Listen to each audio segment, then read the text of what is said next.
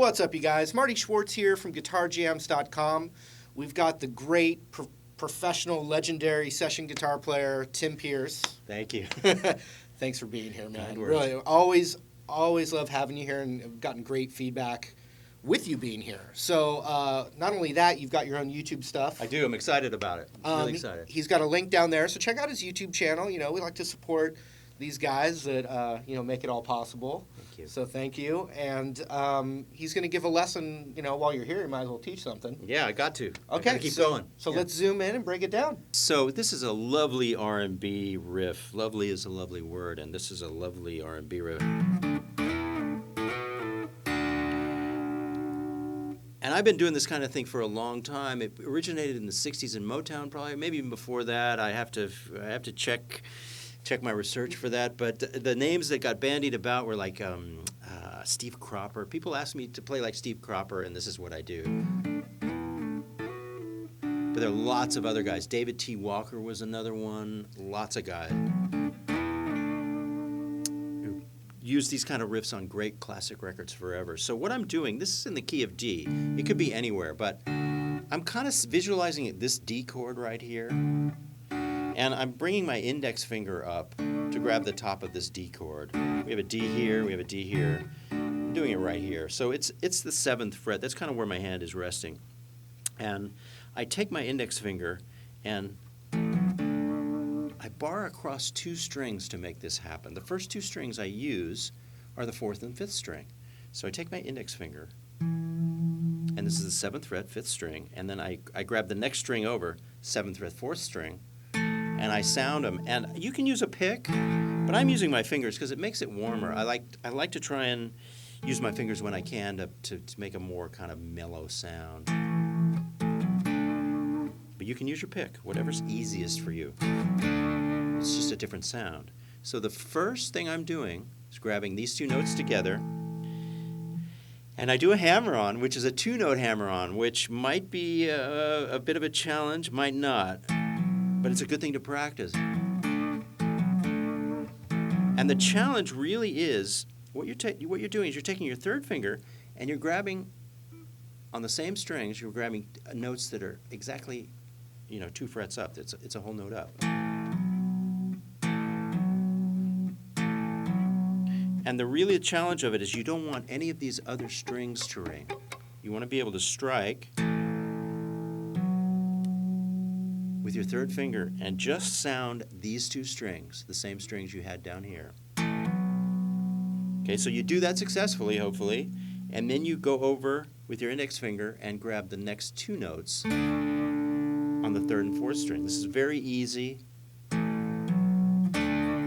The only hard part is this hammer-on, where you are sounding those 2 notes with your 3rd finger and making sure these 3 strings don't sound at all. That's the hard part.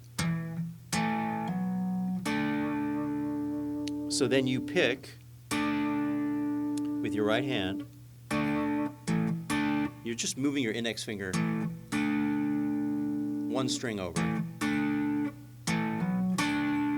That's the first part of the phrase. And this is really fun now. Now you take your index finger and you just slide it up 2 frets. And then slide it back down. So you only are picking it once, but you're getting a couple of more phrases out of it. And you're doing it for a musical reason. You could pick it. It's just a different sound. It's kind of smoother and mellower.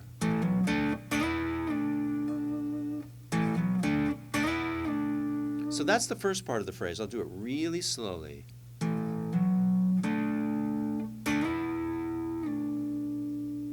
And then to finish the phrase, I take these 2 fingers, the 3rd finger and the little finger, I kind of plant them here, which is kind of on an A note and an E note. So it's the 10th fret, 2nd string with your little finger, and it's the 9th fret, 3rd string with your 3rd finger.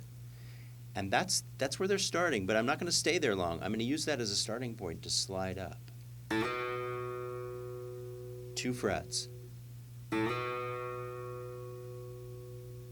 And then I slide back down. And much like the way I did this, I'm only picking once. It's all with the left hand. Slide up, slide down. And you want you want to try and make sure that you're holding on strong enough. You're pressing down strong enough so that all the notes sound. And that's a challenge. Slide up, hold, keep the strings pressed down so that the notes sound nice and sweet and strong after you drop down. Okay, then the last thing in this phrase, I'm taking my index finger and I'm just going 2 strings over to the 2nd and 3rd string. And that's how I end it. So I've basically done this with my index finger throughout the phrase. And the last piece of this phrase is the index finger on the, 7th fret, 3rd string, and then the 7th fret, 2nd string. So you're up here, and you land. And to review, you're kind of hovering around the top of a D chord right here, this D chord. So that'll have it make sense for you. You're in the key of D major. So here we go.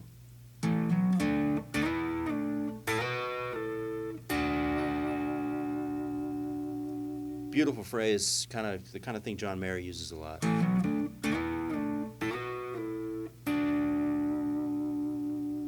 But it came from a long time ago. Hey, Tim, thanks a lot. You're welcome. Always love having you here, like I've said many times, and I'm going to keep saying it. And I'm also going to keep telling people to check out your YouTube stuff, thanks, man. which is in the link down there. Thanks. And can't wait to see what else you got for us. Thanks for all the comments.